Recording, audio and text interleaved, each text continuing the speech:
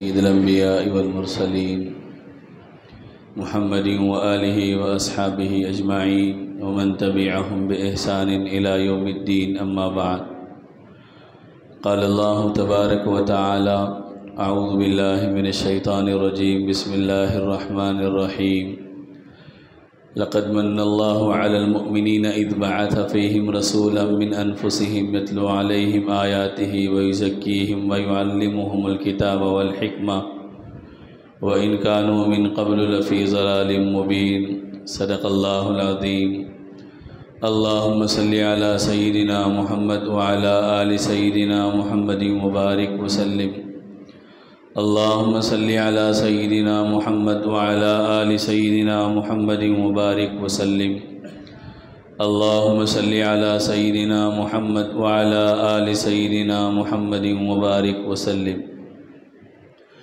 عزیزان محترم، معزز بزرگوں، قابل احترام بھائیوں،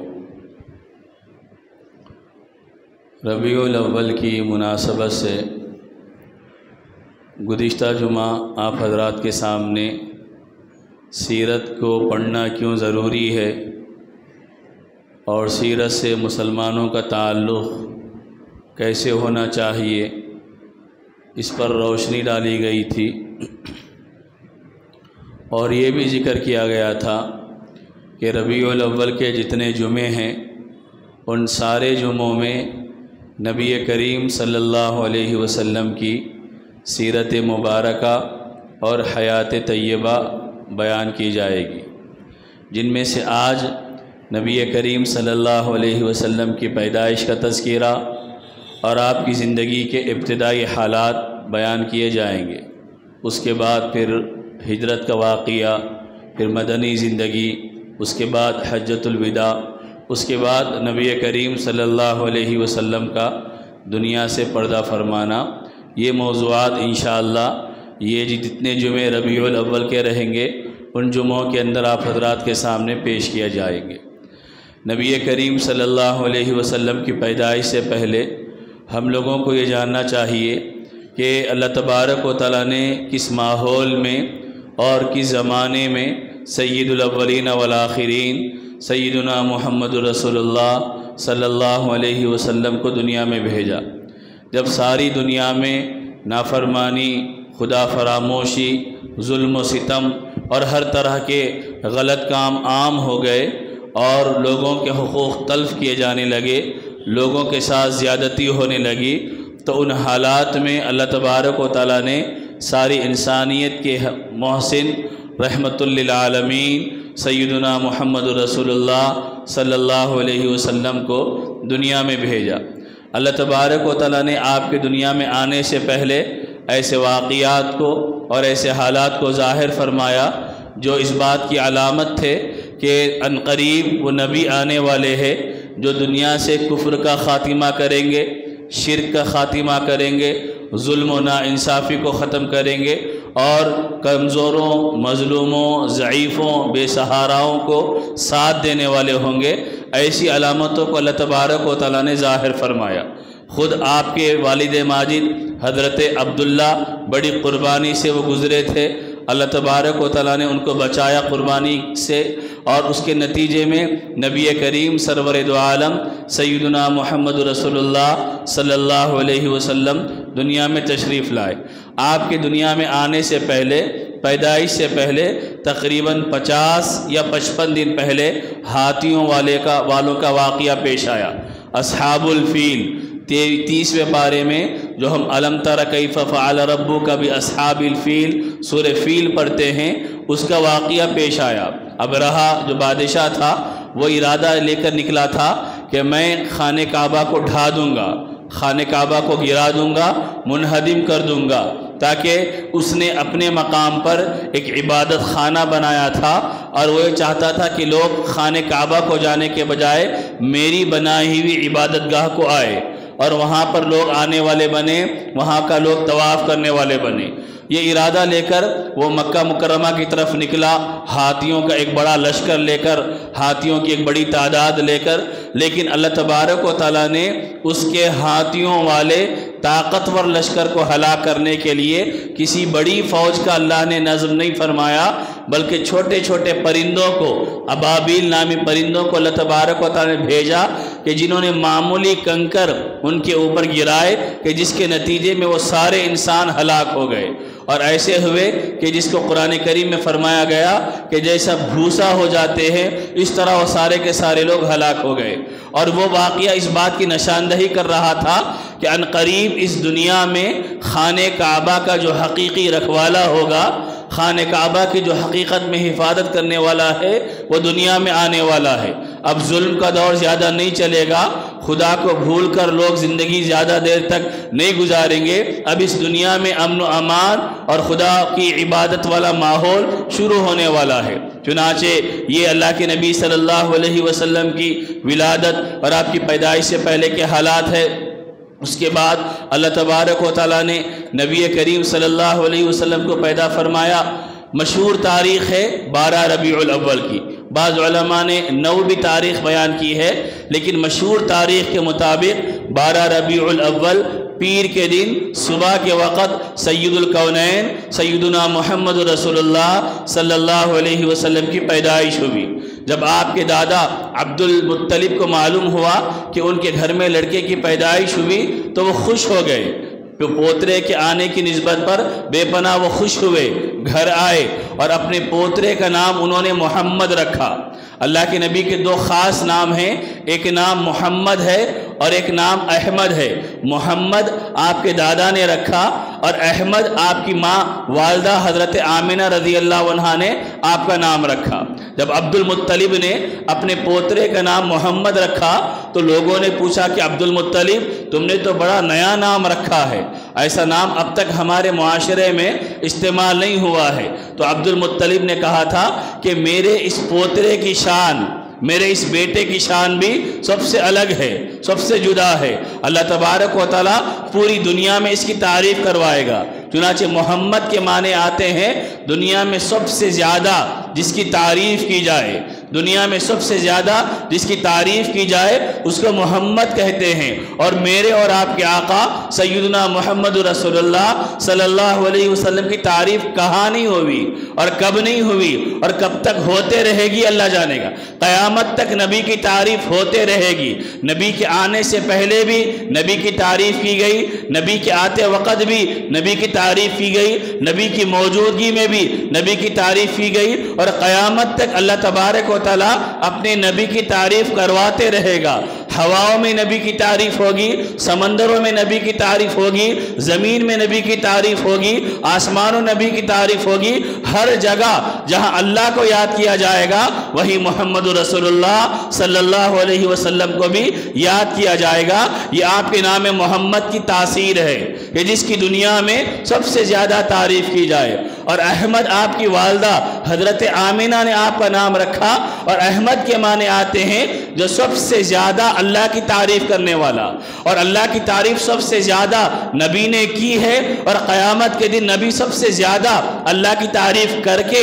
اللہ کو منائیں گے، اللہ کے سامنے سجدہ ریز ہو کر اللہ کی تعریف کریں گے، اور انسانیت کی نجات کے فیصلے اللہ کے نبی رحمت دو عالم صلی اللہ علیہ وسلم کریں گے۔ تو یہ 2 نام آپ کی پیدائش کے بعد دادا نے عبد المطلب نے آپ کا نام محمد رکھا، اور والدہ ماجدہ حضرت آمنہ نے آپ کا نام احمد رکھا۔ آپ دنیا میں آنے سے 2 مہینے پہلے، یعنی آپ کی پیدائش سے 2 مہینے پہلے آپ کے والد ماجد حضرت عبداللہ کا انتقال ہو گیا، یعنی نبی اس حال میں دنیا میں تشریف لائے کہ والد کا سایہ اڑ گیا تھا، یعنی یتیمی کی حالت میں محمد رسول اللہ صلی اللہ علیہ وسلم کی پیدائش ہوئی۔ اس کے بعد وہاں عرب کا ایک رواج تھا کہ بچوں کو لے جا کر گاؤں کی عورتیں آتی اور وہاں لے جا کر دودھ پلاتی، گاؤں کے ماحول میں بچوں کی پرورش ہوتی۔ اس زمانے کا ایک مزاج یہ تھا کہ گاؤں کے اندر آب و ہوا اچھی رہتی ہے شہر کے مقابلے میں، اور گاؤں کے اندر زبان اچھی رہتی ہے، چونکہ شہر میں مختلف جگہوں کے لوگ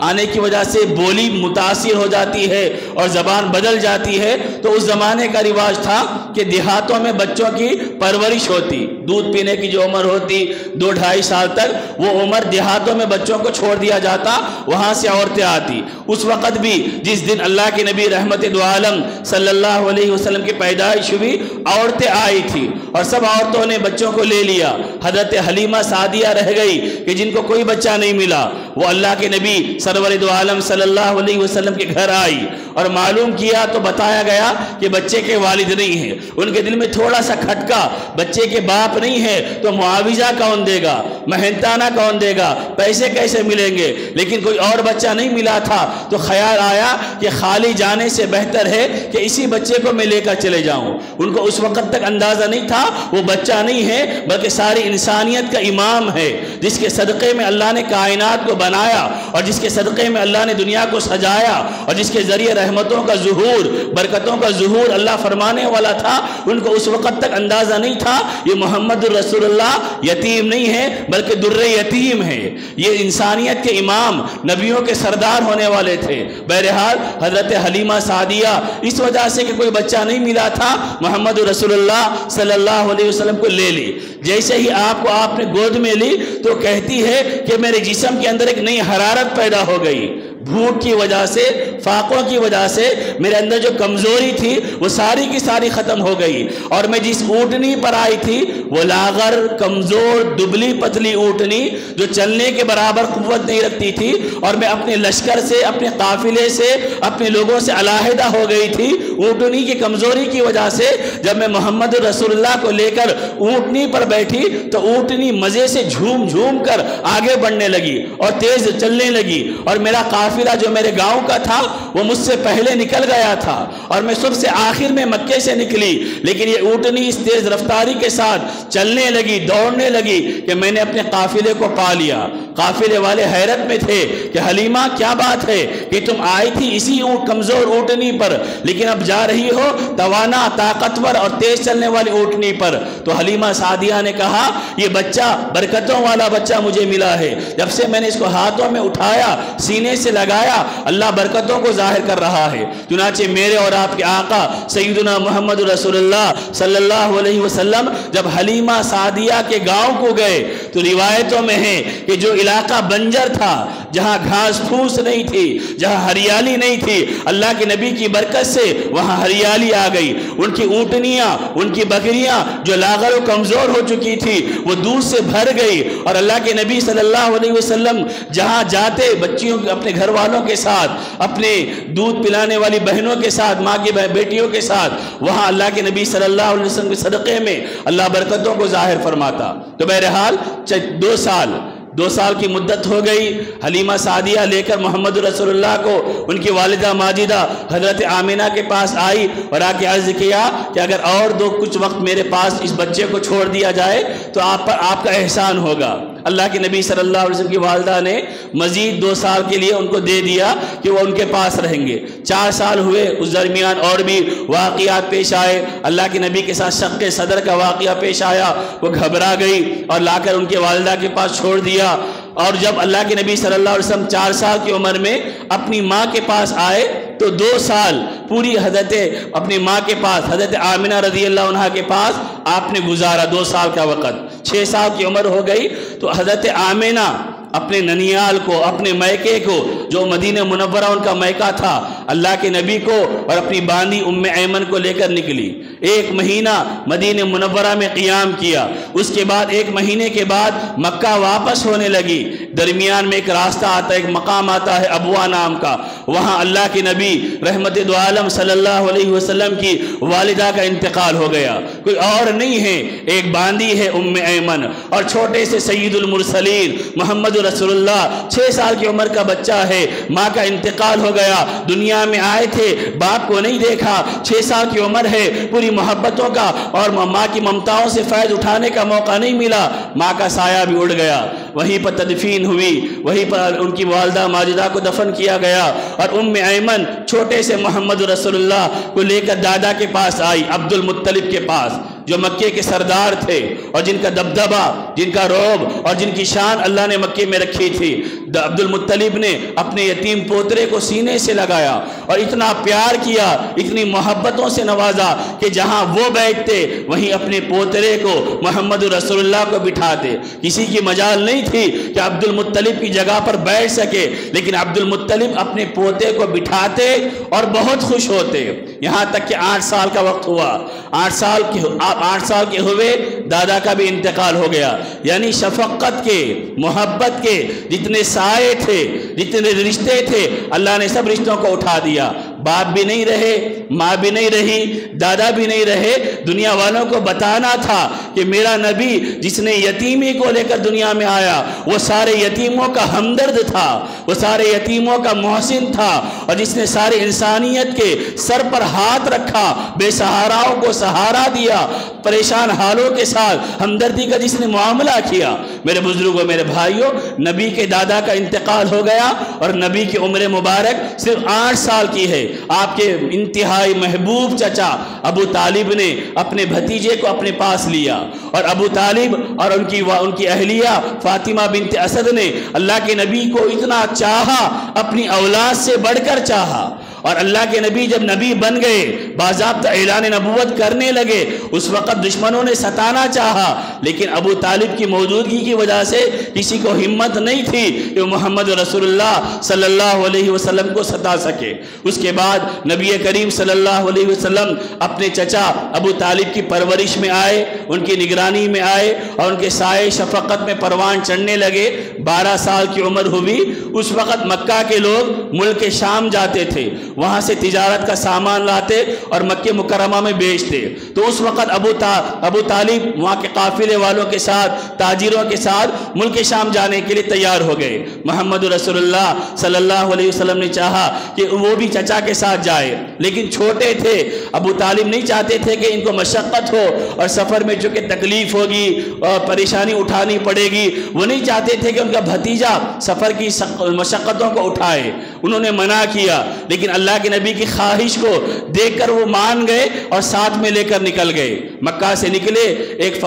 مقام پر پہنچے، وہاں پر ایک عیسائی راہب، عیسائی پادری رہتا تھا جو اپنے دین پر عمل کرنے والا، ہمیشہ غار کے اندر اس کی جو عبادت گاہ تھی اس کے اندر وہ عبادت کرتا، کبھی باہر نہیں آتا، لوگوں سے عموماً ملاقاتیں نہیں کرتا۔ لیکن جب یہ مکہ کا تجارتی قافلہ اس کی عبادت گاہ سے گزرنے لگا، وہ فوری باہر نکلا، باہر نکل کے اس پورے قافلے کو روکا، قافلے کو تلاش کیا، اس میں محمد رسول اللہ کو دیکھا، اور اس نے کہا یہ بچہ عام بچہ نہیں ہے، یہ بچہ اس امت کا آخری نبی ہے اور سارے نبیوں کا سردار ہے۔ لوگوں نے پوچھا کہ آپ کو کیسے معلوم کہ یہ آخری نبی ہے اور سارے نبیوں کا سردار ہے؟ تو اس راہب نے، اس پادری نے کہا کہ میں نے کتابوں میں پڑھا ہے کہ درخت، پتھر، جھاڑ نبی کے علاوہ کسی کو سجدہ نہیں کرتے۔ یہ جس راستے سے گزر رہے ہیں، میں نے معلوم دیکھا ہے جس راستے سے بھی گزرتے درخت ان کے سامنے جھک جاتے،